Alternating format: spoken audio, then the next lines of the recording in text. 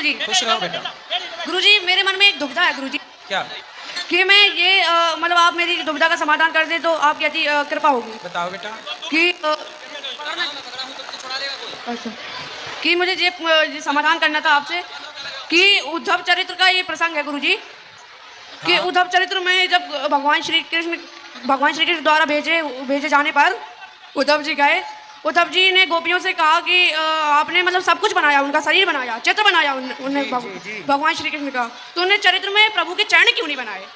इसलिए नहीं बनाए, गोपियां बोली कि हमने जिसके चरण थे वो कृष्ण तो छोड़कर चला गया, कहीं हम तस्वीर के चित्र के भी चरण बना दें, कहीं ये चित्र भी छोड़कर ना चला जाए, इसलिए चरण नहीं बनाए।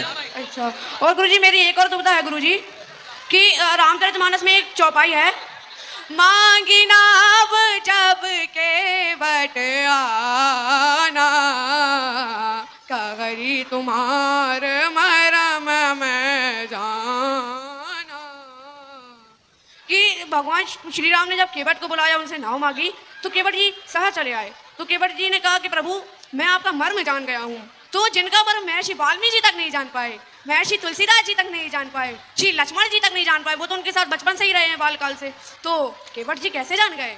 कौन से मर्म की बात है ये भी समझना पड़ेगा ना बेटा।